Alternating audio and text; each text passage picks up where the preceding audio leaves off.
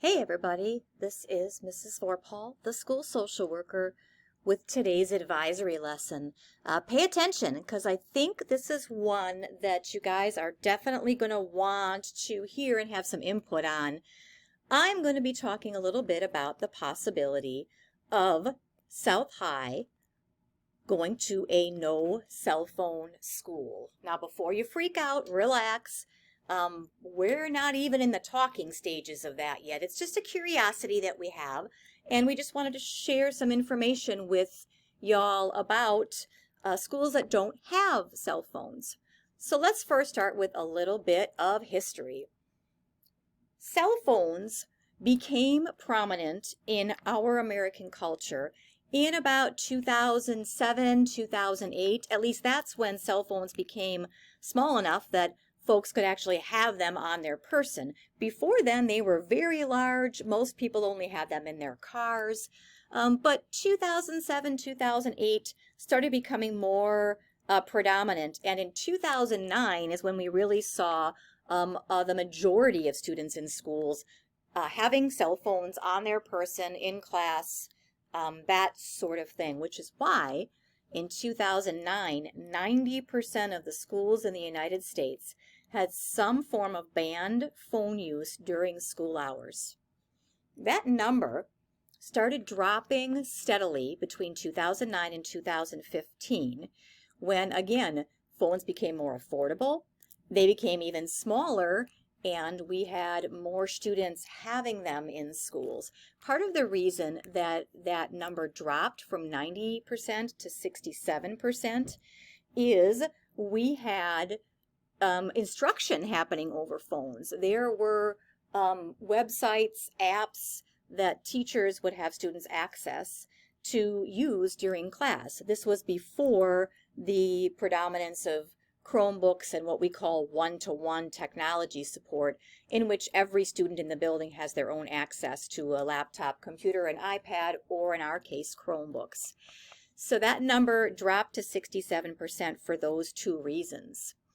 Between then and 2020, that number started climbing again and has been climbing since that. I was not able to find a data point post-2020, but it had climbed to 77% of U.S. schools having some form of banned phone school use. And that's kind of where things are. That number is going higher and higher because now that the research is occurring and we've had a good 15 years of students having cell phones, we're learning some things about what that is doing to the academic success of students in this country. So here's some of the data, and this, you guys, there's so much data out there on the negative impact of having cell phones in classrooms. I just kind of picked the ones that I found the most interesting. First of all, the CDC did some research, and in the 10 years before the COVID pandemic, and they used those numbers because, of course, the COVID pandemic introduced a whole lot of other problems, but the 10 years before the COVID pandemic, when schools started becoming very common in the schools, feelings of persistent sadness, hopelessness, and suicidal thoughts surged by 40%. In addition to this, when those phones became popular and pervasive in the school environment, all test scores, standardized test scores in our nation across all academic areas dropped significantly, especially math for grades 4 through 8. That particular group saw the biggest decline of academic scores on record. There was also a cool study that I read that Rutgers University did. One of their professors who taught a class divided all of his students up into two separate classes. In one of the classes, he allowed cell phones with notifications present. In the other class, he collected all cell phones and instructed the students to turn off all notifications before turning their cell phones in. He taught those two separate classes for the entire semester and discovered that at the end, final exam scores and class grades dropped significantly in the group that indeed had their cell phones on with notification. Another interesting fact, every time your brain has to divide its attention, which means if you're focused on something, say your teacher giving a social studies lecture, every time you turn your attention to something else, i.e. a cell phone notification, a snap notification, if you send a snap, whatever, the second you turn your attention away from that lecture, it takes a full 25 minutes for your brain to get back to focus on the classroom discussion and access your frontal cortex. 25 minutes every single time.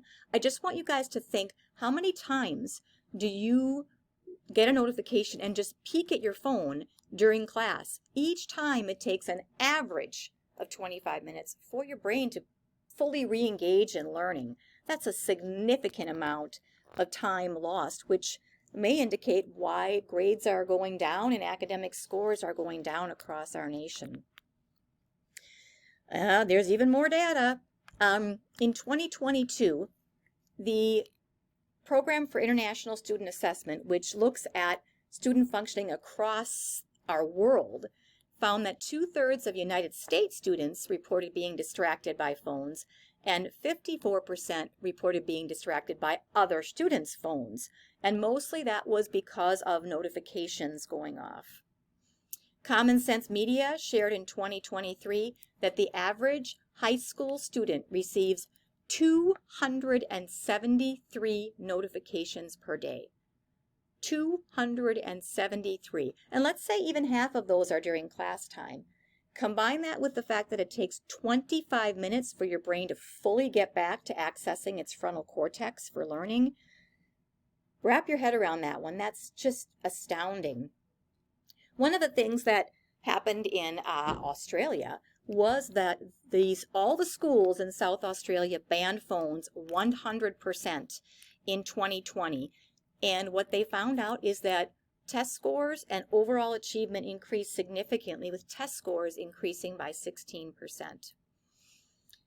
In a very interesting study back in 2009, so remember, this is when cells first started becoming predominant in school. Multitasking, again, that divided attention between your work requirements and electronics, fundamentally altered informal processing, which means it literally stopped your brain from being able to process the academic information coming in. All right, what do we know about South High and about all of you?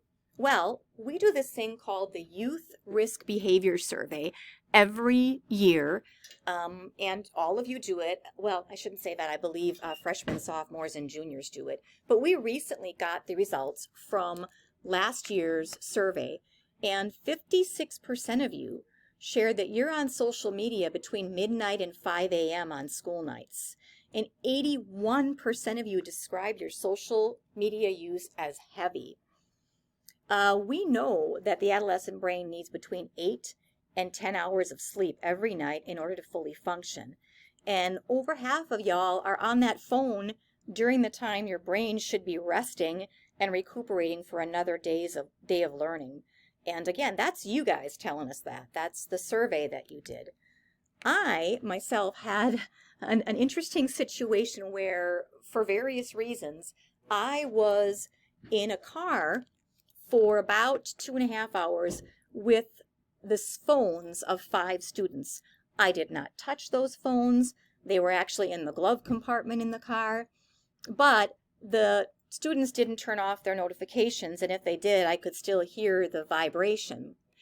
I sat there and doing some emails, and all I heard was ding, ding, zzz, zzz, ding. So I did a little impromptu data collection, and for 15 minutes, I just put a tally every single time I heard a ping or a vibration. And I had, in 15 minutes with 5 phones of students from South High, 284 notification pings. Again, Every one of those pings means 25 minutes before you can return to learning. Just a lot of concerns about that. There are also a lot of videos on YouTube about how cell phone use is impacting learning in this country. This was just an interesting one that I found that I thought I would share with you guys. We love to hate, right? In an emergency, parents want the ability to be in contact with their child. But there's another consideration as well. How those phones impact learning and concentration in the classroom. And Deanie, you got a chance to find out firsthand. I sure did. We found a teacher who wanted to demonstrate just how much of a distraction cell phones present. She conducted an experiment, and I was there. And honestly, even I was shocked by the learning interrupted from too many texts. Get your phone out, turn it all the way up. Those words get the attention All your notifications on, of every student with a smartphone buzzing in their hand. because you're going to track your notifications. Cell phones have become such a distraction. Here at Elk Ridge Middle School, they're conducting an experiment. 30 students, 30 phones, 40 minutes, tracking every text, snap, message, and game notification. If you need more Post-it notes, I'll just walk with them. Before class, I asked students, Are cell phones disruptive in class? Yeah. even you admit it. Yeah. In school, I like to text because it's easier. While they track, let's talk numbers. Research shows the average teen checks their phone every 15 minutes. As you might expect, teenagers will tell you, oh, what's the big deal? It just takes a second. But research shows the distraction lasts much longer than the ping and the look. It takes over 20 minutes to get re-engaged into a task. Students don't even have to see the notification to be distracted. You'll still get the buzzes in your pocket. You know, you kind of feel like you're missing out if you don't have, the stuff.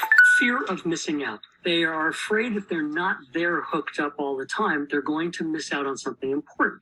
He says phones aren't just a source of distraction, they create anxiety. Even watching those little bubbles go on the iPhone back and forth and waiting for someone to respond can create a lot of anxiety. To demonstrate this, researchers hooked up students to electrodes. Where we clip on 2 little clips, one on each finger, that measure heart rate and galvanic skin response, which is just how much your skin sweats. They told students to watch a video while their phones were moved out of reach. Then they secretly started texting students who could hear but now couldn't see the notifications. Every single time they spiked their GSR, meaning their skin response showed a lot of arousal.